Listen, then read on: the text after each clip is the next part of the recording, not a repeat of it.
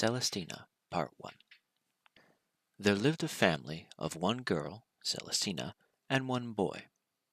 Their parents weren't educated, so they didn't expect much from them in terms of taking the kids to school. Celestina's parents talked and arranged a marriage for her. Celestina was a very hardworking and respectful child who respected her elders in the village. She was loved by her parents and also the village people. She served as a good example for all the village kids. Celestina's parents called her and sat her down, telling her they thought she was of the age of getting married. Celestina's mom had no say in the marriage, so every decision was made by Celestina's dad. The parents had already had talks with another family about the marriage, but this was suggested by the family of the boy. The boy, Wazalo, was well educated and a reverend in a particular church. Everything seemed to go well, and they arranged the marriage, inviting all the village people who could make it. They had a lovely function, and just like that, Celestina married Wazlo through her parents' arrangement. She was young and a virgin. Celestina was just 14 years old when her parents gave her out to Wazlo. Wazlo paid a handsome dowry to Celestina and really appreciated marrying a virgin. Wazlo was 7 years older than Celestina. These two seemed to enjoy their marriage until the village started pointing fingers at Celestina for not having a womb that could give Wazlo a child. The villagers influenced Mr. Wasselo into thinking that he deserved more, and Celestina wasn't good enough for him. Going back, Wasselo used to spend his money on village people whenever he passed by one. He bought sugar, cooking oil, and served it to the village people every other big day. Not forgetting Wasselo's family, they also had a big chunk of land, so his family was wealthy. Mr. Wasselo was also a well-known drunkard who never had an idle moment in his life. He was either at the drinking place with other men or at home disturbing his wife. One day, Wasselo, in his drunk state, mentioned to Celestina, "I pity you. You have no kid, no romance, no beautiful, not smart, and you think you trapped me in this marriage. If only I had no son, I would have kicked you out already." Celestina was in shock, cried, sobbed, and also went to her parents for comfort. But when Celestina reached there, her mom welcomed her, embraced her, and said she was 100% sure that her dad wouldn't let her go back to that rude and liar man. Guess what, ladies and gentlemen?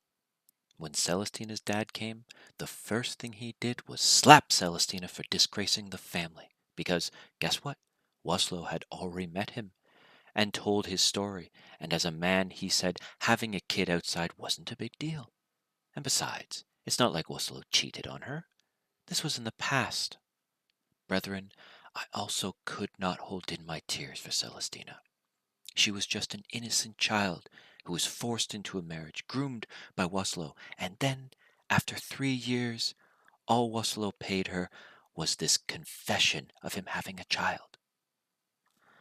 Anyway, let's continue. Celestina was sent back to her marriage with some good floggings. The dad escorted her and made it clear to her that she was to make her own home and never come back. She had no other home except the one she was to make, and if Celestina left the marriage, then she should make sure she had somewhere else to go. Regardless of what happened in that marriage, Celestina's dad told her never to ever show up in front of him over his dead body, he swore. While Celestina was running, crying, she pictured all of her little life she had with her mom. She realized that, oh, this is how my youth is going to be. I'm going to spend my time with this man. Reality hit her hard. Celestina's hands were tired. She was left in the world alone, despite having her mom. The dad assured the mom that if she ever sees her with Celestina, then that was to be the end of their marriage. Just a brief tip. Celestina's mom was an orphan who lived in her dead parents' home until she was married to her husband. The parents had migrated from Kenya in the Maasai tribe, so this lady didn't know any relatives. She was living like someone was left alone on an island. Celestina's mom visited her and advised her to stay strong and make sure she stands her ground since she was the church wedded wife. So she was to protect what was hers, such that if she ever got a child, Celestina would have where her kids could live. Celestina's mom tried to get her small savings together and give it to her to start up a business. But remember, by that time, women were not necessarily allowed to work, so Celestina waited for her moment to come. One day, Mr. Waslow brought in his son, Derek, without informing Celestina. He instructed Celestina to organize one room for the boy. Celestina did that.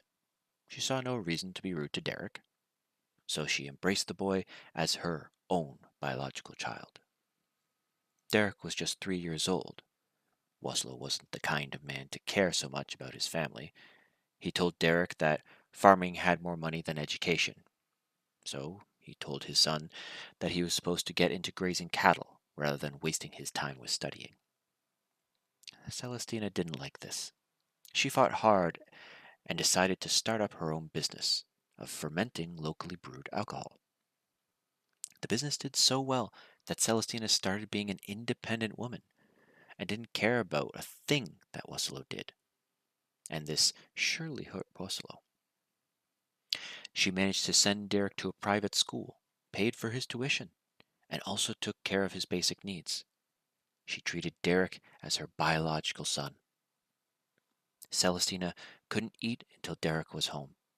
She celebrated Derek's birthday and also made sure to expose Derek to Christianity. So literally, their relationship was so perfect that even Derek didn't know that Celestina wasn't his real mom until the village people interfered. This didn't please the village people. They went ahead and told Waslow that when he wasn't around, Celestina was abusing Derek, overworked him, beat him, and also didn't give him food. They went ahead and told the boy that Celestina said she would feed him poison, and that she was there to take what belonged to him. So literally, they concocted this boy's mind with unimaginable things, and the boy believed them and started to misbehave in front of Celestina. One might ask me, where do the village people benefit from? Hang in there.